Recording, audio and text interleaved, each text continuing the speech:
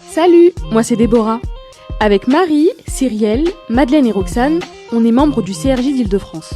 On voudrait contribuer à améliorer le quotidien des jeunes franciliens. Du coup, on a décidé de créer un podcast pour sensibiliser aux dangers des troubles des conduites alimentaires et aux impacts des réseaux sociaux sur notre rapport au corps. Qu'est-ce que les TCA ? Quelles sont leurs conséquences ? Comment accéder aux soins ? Comment s'en sortir ? Professionnels de santé, patients guéris, en cours de traitement, leurs proches. Grâce à leurs témoignages, trouvez les réponses de ce qu'il se passe dans l'ombre des repas. Épisode 1, les TCA, c'est quoi ? Bonjour docteur de Tournemire, je suis vraiment ravie de vous accueillir pour notre premier épisode de podcast sur les troubles des conduites alimentaires. Est-ce que vous pourriez vous présenter s'il vous plaît ? Alors je me présente, je m'appelle Renaud de Tournemire, je suis pédiatre, médecin pour adolescents. Je travaille dans un hôpital de la PHP qui se trouve à Boulogne-Billancourt et qui s'appelle Ambroise Paré, dans une unité dédiée aux adolescents. Et je m'occupe, entre autres, mais beaucoup d'adolescents qui souffrent de troubles des conduites alimentaires. Pour vous, qu'est-ce que c'est que l'adolescence ? C'est une période de transition entre l'enfance et l'âge adulte. Je me définis souvent comme pédiatre des vieux enfants. La pédiatrie, ça va de 0 à 18 ans et je dis souvent que je m'occupe de vieux enfants, donc de la fin de l'enfance pour accoucher vers l'âge adulte. Pourriez-vous nous expliquer rapidement ce que sont les troubles des conduites alimentaires ou plus communément appelés les TCA ? Les troubles des conduites alimentaires sont un ensemble de maladies où il existe une obsession autour du poids, de la forme ou de l'alimentation. Ça regroupe 3 grands troubles qu'on appelle l'anorexie mentale, la boulimie nerveuse et l'hyperphagie boulimique. Chaque entité a ses propres spécificités, mais il y a un noyau commun qui est des angoisses et des pensées obsédantes, excessives, autour du poids, de la forme du corps et ou de la nourriture. L'anorexie, qui est la maladie la plus connue, mais pourtant la moins fréquente, qui débute souvent à l'adolescence, est marquée par une restriction alimentaire, une restriction calorique qui conduit à une perte de poids. La boulimie est une maladie qu'on voit un petit peu plus tardivement, qui est un peu plus fréquente aussi que l'anorexie, qui touche plus l'âge des étudiants et qui associe une répétition de crises d'hyperphagie. Ce qu'on appelle les crises d'hyperphagie, ce sont des crises où on mange de grandes quantités alimentaires avec l'impression de ne pas pouvoir s'arrêter et qui sont associées, ces crises, à des comportements de compensation pour ne pas prendre de poids, les comportements compensatoires étant ce qu'on appelle les pratiques de contrôle de poids et qu'on retrouve, on en retrouve un certain nombre comme les vomissements provoqués, comme le jeûne entre des crises, comme de l'hyperactivité physique qui vont empêcher la prise de poids. Et la troisième grande maladie qui fait partie des troubles des conduites alimentaires, c'est l'hyperphagie boulimique, qui est là encore un petit peu plus fréquente que les 2 précédentes, qu'on retrouve plutôt, l'âge médian c'est plutôt 24-25 ans, et c'est une maladie qui est caractérisée surtout par la répétition de crises d'hyperphagie, et qui est associée à une prise de poids, alors que dans la boulimie, vous l'aurez compris, le poids est plutôt stable, alors que dans l'anorexie, on a plutôt une perte de poids. Donc on dit souvent que ce sont des maladies qui se voient, c'est pas le cas et c'est important de l'avoir en tête. Et j'aimerais vous demander, généralement lorsqu'un patient vient vous voir, quelles sont les différentes étapes de l'accompagnement que vous leur proposez ? Lorsque je vois en consultation un nouveau patient, en général, c'est pas le patient qui a pris rendez-vous, ce sont les parents. Nous proposons un premier rendez-vous en famille. Ce sont des maladies chroniques qui vont durer dans le temps. Donc, je propose généralement de rencontrer l'ensemble de la famille. Donc, ça va être d'échanger avec la famille et le patient, quelquefois sa fratrie, pour être certain du diagnostic qui va être généralement posé devant, si on parle de l'anorexie, une perte de poids associée à un comportement très inhabituel, comme faire beaucoup de cuisine, compter les calories, passer aux toilettes après les repas, vouloir faire les courses, faire beaucoup d'activités physiques comme des abdominaux dans sa chambre. La deuxième étape va être d'évaluer l'intensité de la maladie en fonction des problématiques psychiques et physiques. On peut avoir une intensité psychique majeure avec des adolescents qui sont envahis dans leurs pensées par ce que nous on appelle les cognitions anorexiques et qui sont tellement envahis qu'ils ne peuvent pas penser à autre chose, ils peuvent pas continuer leur scolarité, avoir des échanges normaux en famille. Et puis il y a des critères de gravité physique, en particulier basés sur ce qu'on appelle l'indice de masse corporelle, c'est le poids par rapport à la taille au carré, qui peuvent nécessiter parfois une hospitalisation plus ou moins rapidement. Donc ça, c'est le deuxième point, c'est d'évaluer l'urgence. Le suivi va d'abord se faire avec un médecin référent qui peut être pédiatre, pédopsychiatre, psychiatre d'adultes, nutritionniste. Et ce médecin va organiser le suivi en fonction des symptômes et du timing de la maladie, de l'évolution de la maladie. Plusieurs partenaires se mettent autour du patient et de la famille pour aider le patient et vont se parler parce que c'est très important. Il y a un certain nombre de thérapies qui peuvent être mises en place pour que au bout de quelques mois, 1 an, 2 ans, on voit généralement les choses grandement s'améliorer et aboutir, par exemple dans l'anorexie, dans plus de 80% des cas, au bout de 2 ans, à une guérison.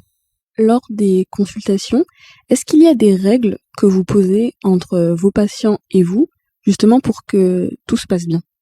Quand l'adolescent va se confier sur un certain nombre d'événements ou de choses qui concernent sa santé psychique ou sa vie en général, et qu'on pense que c'est nécessaire de le partager avec les parents, on va lui expliquer ce qu'on souhaite faire, parce que la confidentialité est extrêmement importante. Ce sont des maladies où souvent il y a un désaccord entre les parents et l'adolescent. C'est-à-dire que, si je reprends l'exemple de l'anorexie, l'adolescent souhaite maigrir, les parents souhaitent que l'adolescent ou l'adolescente reprenne du poids pour aller mieux. Donc, on est à une place complexe où il faut à la fois créer de l'alliance avec l'adolescent et créer de l'alliance avec les parents, donc avec des objectifs qui sont pas toujours les mêmes pour l'adolescente et les parents. Selon vous, y a-t-il des facteurs déclenchants pour les troubles des conduites alimentaires? Il y a d'abord et avant tout des facteurs d'environnement, des facteurs causaux ou multicausaux, comme des facteurs génétiques, comme des facteurs familiaux, avec des familles où on va, par exemple, beaucoup valoriser la minceur, des facteurs sociétaux. On est dans une société où en particulier l'image de la femme doit être l'image d'une femme mince, et des facteurs individuels comme des facteurs traumatiques, qui peuvent être un décès, qui peuvent être des violences subies.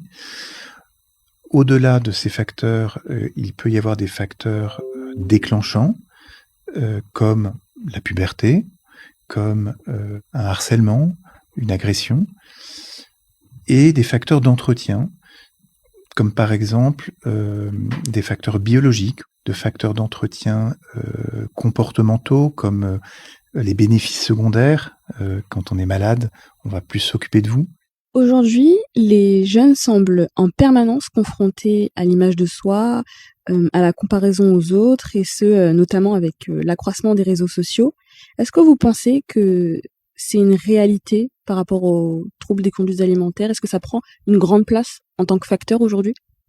Les réseaux sociaux font partie des éléments qui peuvent favoriser un trouble des conduites alimentaires, mais qui sont aucunement responsables directement des troubles alimentaires.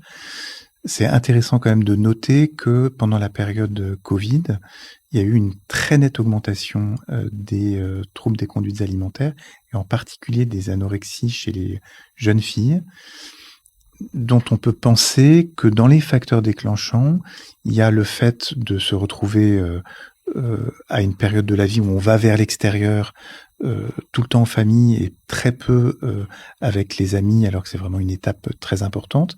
Mais il y a aussi la consultation en permanence de réseaux sociaux sur l'image de soi, sur les activités physiques.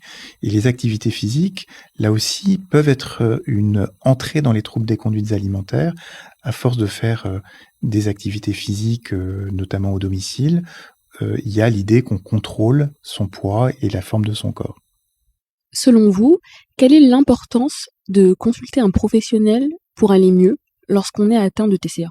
Il y a à peu près la moitié des gens en France qui souffrent de troubles alimentaires qui n'ont jamais consulté de professionnel, dont certains d'ailleurs ne savent même pas que c'est une maladie. Avec le réseau francilien, le réseau TCA francilien, nous avons mis en place il y a quelques années une ligne téléphonique qui s'appelle Anorexie, Boulimie, Info Écoute, qui permet à des personnes en toute confidentialité de parler de leurs troubles. Et à la suite de ces appels, on se rend compte que certaines personnes ont des troubles depuis des années et n'ont jamais consulté. Or, ce qu'on sait aujourd'hui, c'est que la prise en charge et la prise en charge précoce améliorent le pronostic et améliorent la possibilité de guérir. Le sujet d'aujourd'hui concerne aussi la norme, que je mets entre guillemets. Et lorsqu'un patient ou une patiente vient vous voir et qu'il vous dit qu'il n'est pas dans la norme, qu'est-ce que vous lui répondez ? Le sujet de la norme, c'est un sujet essentiel. Les adolescents traversent une période de grands changements physiques, avec une prise de masse importante, une prise de taille importante, et je trouve que on n'explique pas suffisamment aux parents et aux personnes qui accompagnent les adolescents que c'est une période normale où finalement on grossit. Et on pourrait servir des courbes de corpulence qui sont dans le carnet de santé de tous les enfants depuis 1992, je crois, pour expliquer ce qui va se passer au moment de la puberté aux préadolescents. Sur ces courbes, il y a une variation très importante entre les sujets plutôt minces et des sujets qui sont on va dire plus corpulents, sans être forcément en surpoids ou obèses. Et c'est important de comprendre qu'on va pas être tous sur la moyenne, comme on va pas tous avoir les yeux bleus ou tous avoir la peau blanche. Si les adolescents qui nous écoutent souhaitent venir vous consulter, comment peuvent-ils vous rencontrer ? Les adolescents qui souhaitent consulter pour des troubles des conduites alimentaires ou poser des questions autour des troubles des conduites alimentaires ou leurs parents peuvent appeler la ligne Anorexie Boulimie Info Écoute au 09 69 325 900, qui est une ligne qui est gratuite, à plusieurs plages horaires avec des psychologues, des médecins, des familles qui viennent écouter les adultes ou les jeunes qui appellent et qui peuvent orienter en fonction du lieu d'habitation ou des problématiques. On arrive à la fin de notre épisode et je tenais à vous remercier, docteur de Tournemire, pour votre présence, pour vos conseils, parce que vous avez été très clair. Et personnellement, j'ai beaucoup appris avec tout ce que vous m'avez dit. Et je tenais à terminer aussi cet épisode en disant à toutes les personnes qui nous écoutent que les troubles des conduites alimentaires, c'est fréquent, c'est grave, mais ça se soigne.